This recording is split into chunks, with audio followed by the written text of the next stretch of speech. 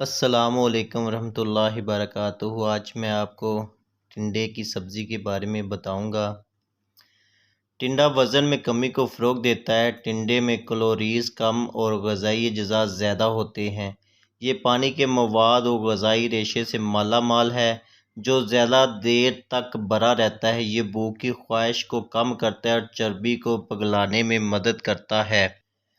Tanda cancer کے خطرے کو کم کرتا ہے۔ ٹنڈے میں پولی فینول اور کیربیٹاسن اینٹی آکسیڈنٹس ہوتے ہیں جو قوی سوزش کی خصوصیات رکھتے ہیں۔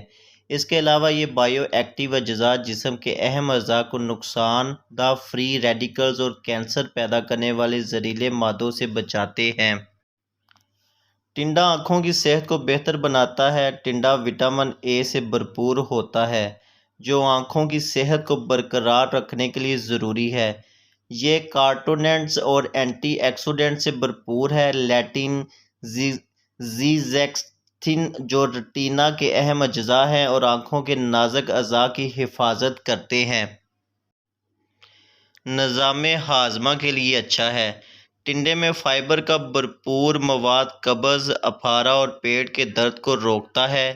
اس میں موجود جلاب آنتوں کی حرکت کو منظم کرتے ہیں اور آنتوں کو صحت مند رکھنے میں مدد کرتے ہیں۔ دل کی صحت کو بہترین بناتا ہے۔ ٹنڈے میں چربی اور کیلسٹرول کم ہوتا ہے۔ یہ دل میں خون کی گردش کو بھی فروغ دیتا ہے اور دل کے پٹھوں کے بہترین کام کو یقینی بناتا ہے۔ ہائی کیلسٹرول یا دل کے مسائل لوگ صحت مند دل کے لیے اپنی روزمرہ کی خوراک میں ٹنڈے کو شامل کر سکتے ہیں۔ ٹنڈا نیند لاتا ہے اور دماغی خشکی کو دور کرتا ہے۔ ٹنڈا بلڈ پریشر کو کم کرنے میں مددگار ثابت ہو سکتا ہے۔ مریضوں کو بیماری کی حالت میں ٹنڈے کی سبزی کھلائی جائے تو انشاءاللہ ان کو ضرور افاقہ ہوگا۔ مکوی دماغ ہے۔ دماغ کو صحت مند بناتا ہے اور پیشاب آور سبزی ہے۔ حرارت کو اعتدال پر لاتا ہے جبکہ بخار کو ختم کرتا ہے۔